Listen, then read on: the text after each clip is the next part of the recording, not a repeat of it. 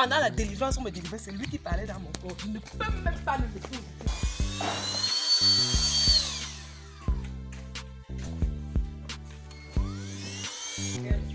Donc je suis comme ça avec un démon et je me fais. Hein, Massa, hein? Donc tu es comme ça sorcier, je suis ta viande. J'étais à l'église aujourd'hui, le pasteur a prié pour moi, tu parlais dans mon corps. Donc c'est moi que tu vends comme ça pour acheter les voitures, pour construire les belles maisons. Mon frère, c'est terminé, le mariage là est fini. J'ai dit que c'est fini. Oui.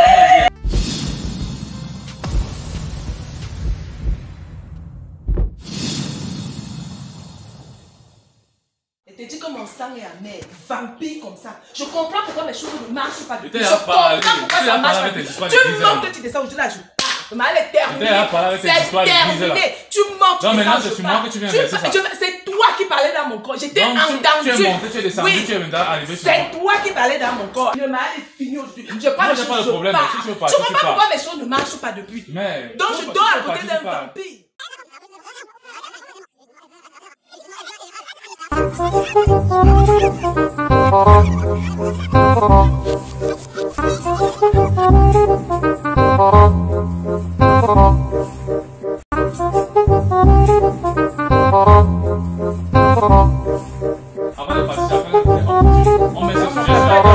Moi, il n'y a pas de problème si je veux partir. Mon pasteur est un faux. C'est toi qui parlais dans mon corps. C'est toi qui parles ça depuis. C'est toi qui parlais, je t'ai entendu. On te demande quel est le nom. Tu dis que c'est Béni Giresse. C'est toi qui parlais dans mon corps. Je dis bien, c'est terminé. Les histoires là au clair. Après, si tu veux porter ton sac, tu prends, tu dégages. Parce que tu peux avoir quelqu'un qui est têtu comme ça. Si tu montes, tu descends, tu cherches quoi? Quoi que tu fasses, tu es démasqué aujourd'hui. Attends. Dieu t'a exposé. Attends d'abord. Qu'est-ce que tu vas encore m'expliquer? Qu'est-ce qui s'est réellement passé? Dis-moi un peu. Il y a eu quoi? J'étais à l'église. Le prophète m'a imposé les mains. C'était l'heure de la délivrance. Et il priait pour moi. Une fois qu'il a imposé les mains, je suis tombée et je suis même entrée en transe. Cet esprit a donné ton nom et ça ne peut être que toi. Ça ne peut être que toi. Alors, là, il a demandé qui es-tu? L'esprit a dit Béni Giresse. Et j'étais au sol, en transe. Et il parlait, il a même enregistré. Seigneur, ces histoires, vraiment. C'est terminé bon, aujourd'hui. Moi, je n'ai pas de problème. Si tu veux partir, il n'y a pas de souci. Non, mais je vais appeler d'abord un homme de Dieu. On met d'abord l'histoire là au clair. On s'assoit d'abord. Oui, tu vas appeler ça homme de Dieu. Ils diront la même chose. Il n'y a pas de souci. Tu vas toujours parler dans mon corps. Appelle-le. Laisse-moi appeler un peu. Appelle-le. Non, je ne savais pas. Tu as été exposé. Vraiment, tu as été exposé. Les femmes, je ne comprends pas. Non, tu as exposé. On les tourne la tête facilement comme ça. Ça ne pouvait plus durer longtemps. Appelle ton homme de Dieu. Mais il va prier, ça sera pareil. Je suis désolée.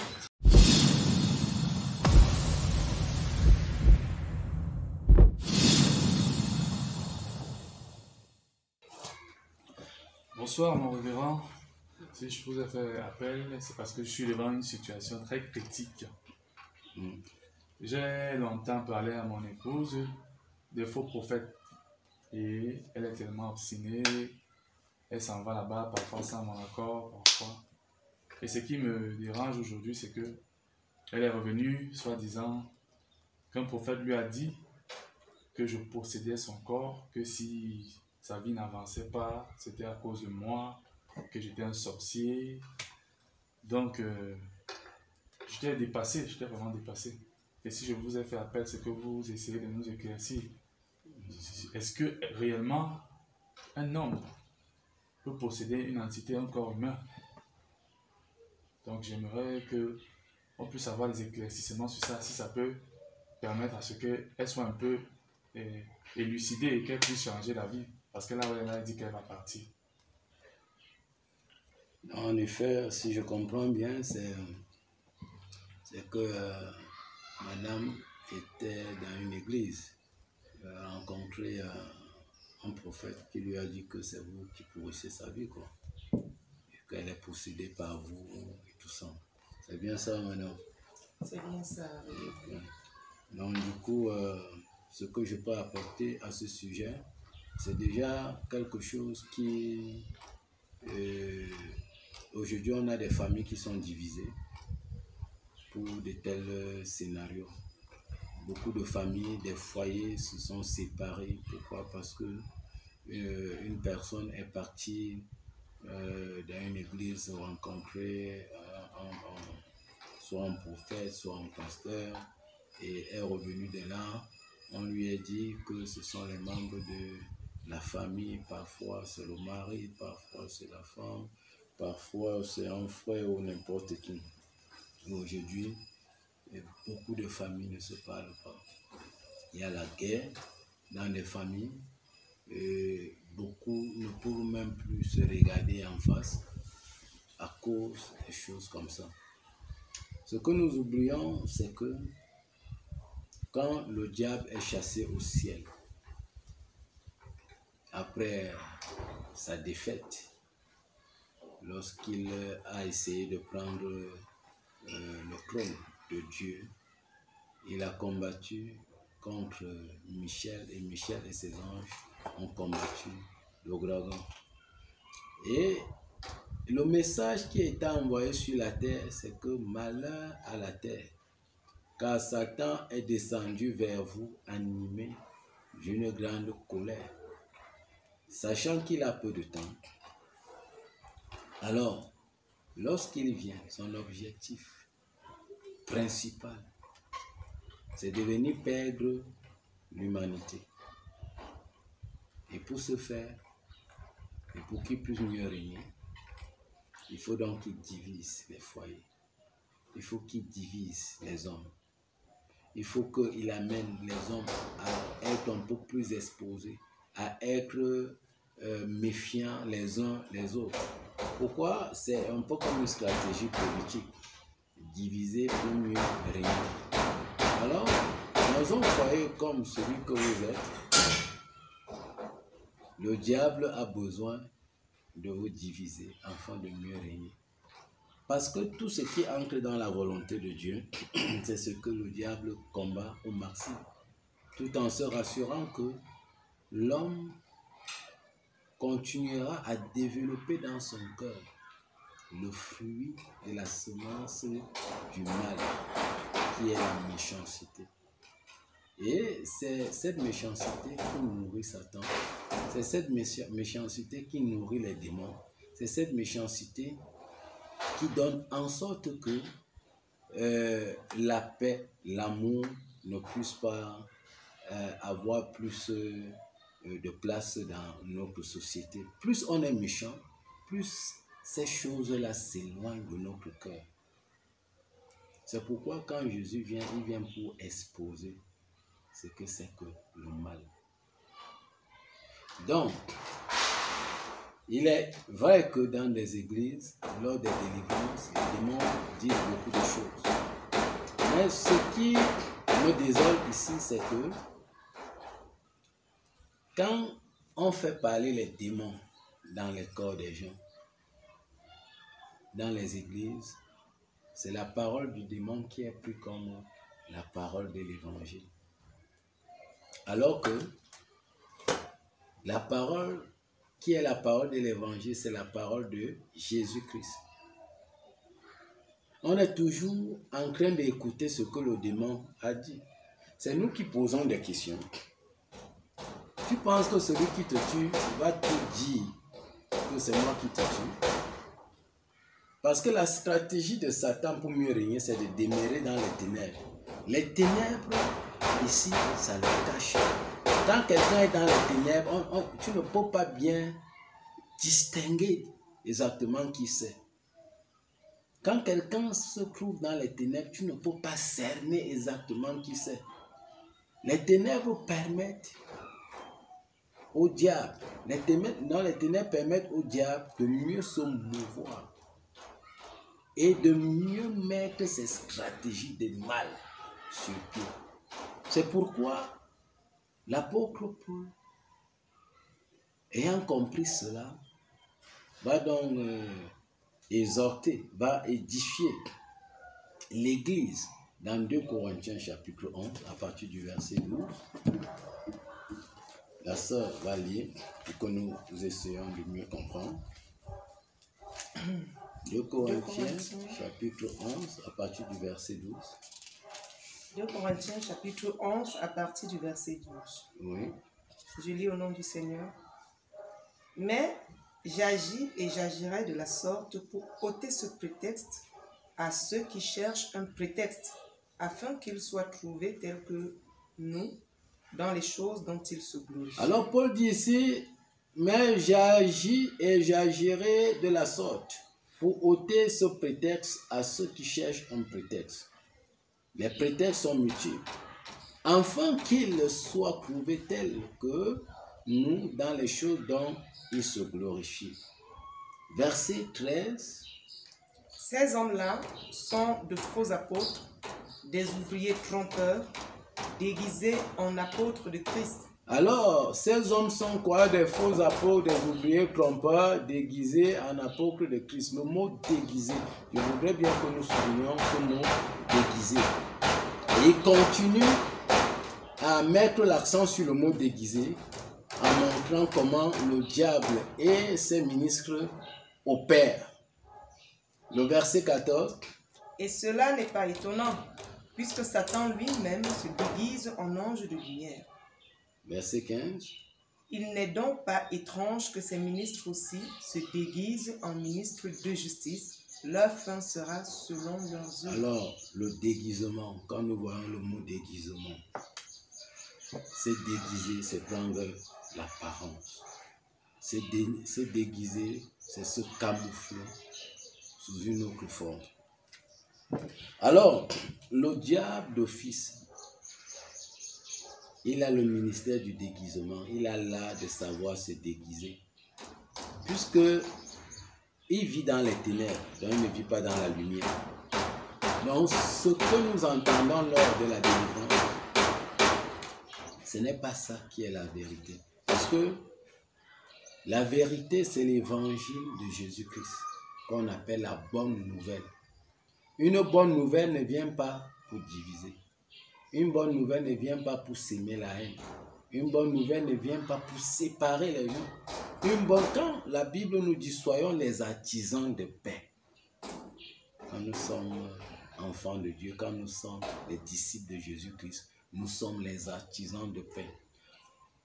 Parce que ce que nous apportons, c'est la paix du Christ. Puisqu'il dit, je vous laisse la paix et je vous donne ma paix. Il ne la donne pas comme le monde la donne. Parce que dans le monde, on parle de la paix.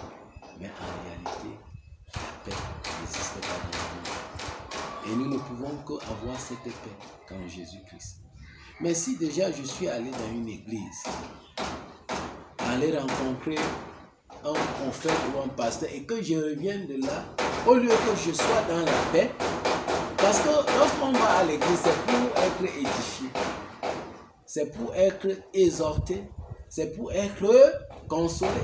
Mais si je reviens de là et que les trois éléments n'en ressortent pas, au lieu que je sois édifié, je me sens détruit. Au lieu que je me sens exhorté, parce que exhorter, c'est galvaniser, c'est encourager, et je me sens découragé. Au lieu que je me sens consolé parce que Christ est venu nous sauver, il est venu nous libérer, alors je me sens abattu et détruit. C'est la raison pour laquelle Madame Harry, elle est venue donc avec ses éléments. Au lieu de se sentir édifiée, elle se sent plutôt détruite. Au lieu de se sentir encouragée, donc exhortée, elle se sent découragée. Au lieu de se sentir consolée, elle est plutôt dans la terreur. C'est pourquoi sa décision est de se séparer. Parce que le message qu'elle a ramené n'est pas un message qu'il a construit, qu'il a bâti dans le Seigneur. C'est un message de guerre. C'est un message de division. Et c'est dans ça. Maintenant, le diable, donc, ici, lorsqu'on donne le nom, on demande quel est ton nom. Vous pensez qu'il va vous dire que je suis Satan, tout ça. Il va donner un nom d'une famille parce qu'il sait que les gens qui l'écoutent croient en ce qu'il est en train de dire et que ces personnes sont mal affermies.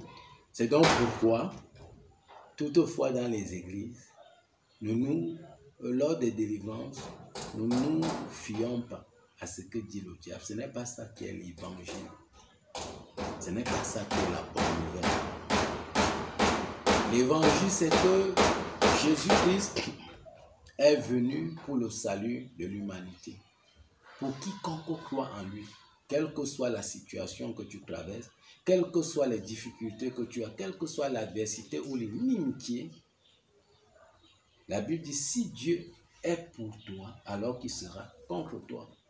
Si donc tu as Dieu avec toi, alors comment avoir Dieu avec lui et être sûr qu'on a Dieu avec soi? C'est encore là où il y a le problème. Parce que beaucoup pensent que le fait qu'ils tiennent la Bible à main ou bien qu'ils fréquentent une église, on déjà connu qui est Dieu. Mais par contre, quand de tels scénarios arrivent, c'est là où on comprend qu'ils n'ont même pas encore commencé à connaître qui est Dieu. Parce que si Dieu est dans ta vie, tu as la paix. Si Christ est dans ta maison, tu as la paix. Car il nous a donné le pouvoir de marcher sur les serpents, sur les scorpions, sur toute la puissance de l'ennemi. Et l'apôtre Paul dit que les armes avec lesquelles nous combattons ne sont pas charnelles, mais sont spirituelles par la vertu de Dieu. C'est donc pourquoi il dit que nous n'avons pas à combattre la chair et le sang, mais contre les dominations, les autorités, les principautés, les esprits méchants dans les lieux célestes. C'est contre ces entités que nous devons combattre, puisque ce sont ces entités-là qui se déguisent en prenant l'apparence de X ou de Y pour ceux qui dorment. Et qui dit non, j'ai vu mon voisin, j'ai vu mon oncle, j'ai vu ma grand-mère qui venait me faire des coups de nuit, ou bien j'ai vu tel. Ça, c'est les apparences, ça, c'est le jeu des esprits. Dans la Bible dit, nous n'avons pas à combattre contre la chair et le sang, mais c'est contre les dominations, les autorités, les principautés, les esprits méchants dans les lieux célestes. Ce sont eux qui se déguisent. Et ce sont eux qui donnent le nom. Et maintenant, ils peuvent s'appuyer sur certains éléments. Si au préalable, il y a commencé à avoir dans une famille des petits querelles, des petits doutes, nous voyons souvent que même en famille, quand quelqu'un est fâché et qu'il commence à dire des paroles méchantes, on dit souvent, il ne faut pas parler comme ça à ton enfant, parce qu'un sorcier peut entendre ça et il s'approche sur ça. Alors c'est ce qui fait souvent que quand, lors d'une délivrance, une personne est prise par une possession démoniaque, on demande à un esprit qui est tu, il peut donner le nom de X ou de Y. Pourquoi? Parce qu'il se serait certainement accroché sur le cœur de quelqu'un qui est noir, un cœur qui est mécontent de toi et qui te veut du mal. C'est pourquoi les gens ici ont compris que quand ils ont des choses à faire, ils doivent cacher les choses au maximum. Parce que plus tu exposes ces choses de ta vie, ça fait en sorte que celui qui écoute, parce que le cœur de l'homme est méchant, qui peut le connaître? Il n'y a que Dieu. Pourquoi? Depuis le temps que l'homme a péché, son cœur s'est associé à la méchanceté. Et qui est le méchant? C'est d'abord le diable. Et maintenant, puisque l'homme l'a suivi, il est devenu aussi méchant. C'est pourquoi dans la Bible, on présente l'homme pécheur en tant que méchant. C'est donc pourquoi des pareilles choses, nous devrons éviter de nous mettre dans un combat là où il n'y a pas de combat, dans une guerre là où il n'y a pas de guerre. Car le Seigneur nous appelle à être des vainqueurs dans un monde où le mal et où Satan et ses ministres se servent des ténèbres. Ils utilisent le mensonge. La Bible les appelle le malin. Alors, celui qui est malin, c'est celui qui sait se jouer des autres. Les forces des ténèbres, c'est parce que c'est les ténèbres qui font leur force. Alors, ce qui est dans les ténèbres, tu ne peux pas distinguer. C'est pourquoi ces forces donc utilisent donc la ruse. Dans cette ruse, il y a le mensonge. Dans cette ruse, il y a la tromperie. Donc, il faut parler sur le fait qu'on t'a dit que c'est ton mari qui est en train de te détruire, ou bien que demain on ira te dire que c'est ta femme qui est en train de te détruire. Car nous n'avons que à combattre les forces obscures. Notre combat, c'est de combattre les autorités, les dominations, les principautés et les esprits du mal dans les lieux célestes, parce que ce sont eux qui rôdent. Un jour, le diable s'est retrouvé dans un conseil de Dieu. Et Dieu lui a posé la question, d'où sors-tu? Et il a dit, de parcourir la terre et d'y m'y promener. Mais, lorsqu'il a été vaincu au ciel, on nous a dit que faites attention car Satan est descendu vers vous animé d'une grande colère. Et Pierre dit, il rôde comme un lion rugissant, cherchant qui il dévorera. Et Dieu lui dit, d'où sors-tu? Il dit, de parcourir la terre et d'y m'y promener. Ah. J'espère que tu comprends, hein, parce que... As-tu remarqué Job? Job aurait pu accuser sa femme. Job aurait pu accuser les gens qui étaient autour de lui. Job aurait pu accuser ses voisins. Parce que le malheur est arrivé soudainement dans la vie de Job. Et lui a enlevé tous ses biens, toute sa famille, ses enfants, le même jour. Et s'il serait allé dans un lieu de culte, le démon aurait parlé dans le corps, on lui aurait demandé, qui es-tu? Il aurait certainement donné le nom de la femme de Job. Voilà ce qui arrive.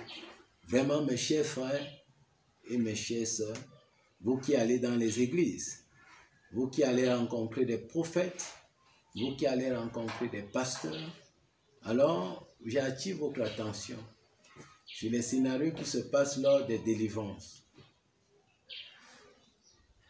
De temps en temps, on entend parler des démons, des esprits dans les corps. Et ceux-ci, ils donnent les noms des personnes qui nous sont proches. Et du coup, lorsque nous ressortons de là, au lieu de ressortir avec l'amour, parce que celui qui nous appelle au salut, il s'appelle amour. C'est pourquoi on dit Dieu est amour. Et c'est cet amour-là qui va nous communiquer par son Fils Jésus-Christ. C'est pourquoi il est dit, Dieu a tant aimé le monde qu'il a donné son Fils, afin que quiconque croit en lui ait la vie éternelle.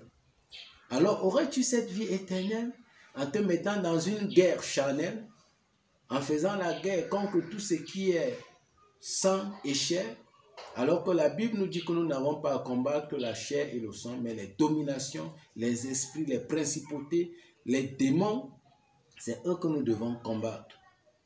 Alors, arrêtez d'écouter ce que disent les démons, mais arrêtez-vous sur l'évangile, sur la bonne nouvelle, parce que c'est ça qui nous sauve.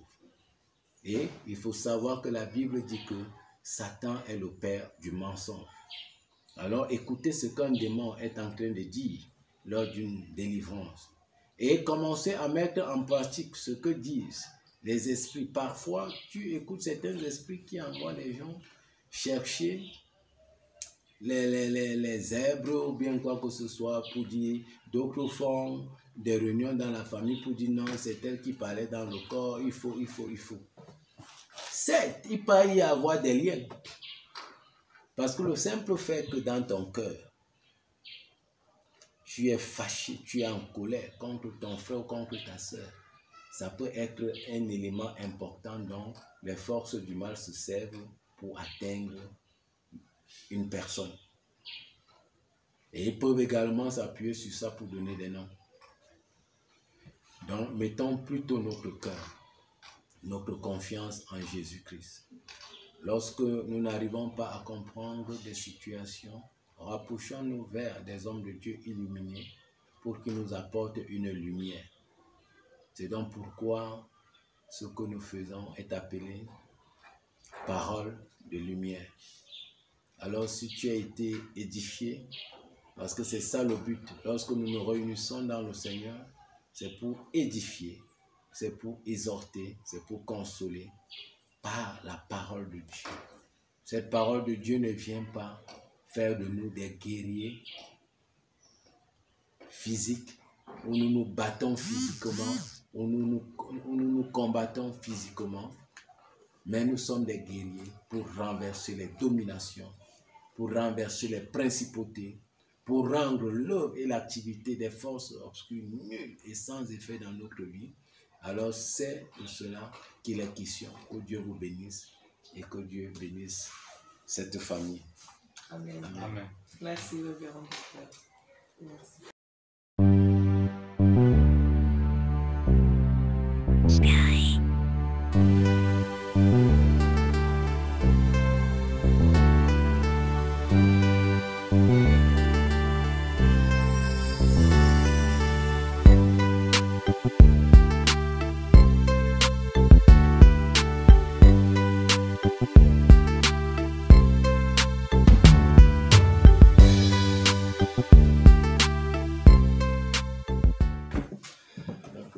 Merci encore pour tous ceux qui ont regardé. Je vous invite à partager, je vous invite à laisser les commentaires sur la page YouTube ACE Église. Laissez un commentaire si vous avez une question par rapport à la possession démoniaque ou une question sous un autre ordre. Vous pouvez laisser votre commentaire et le pasteur, le docteur révérend vous répondra. Nous vous remercions. Partagez au max. Merci encore.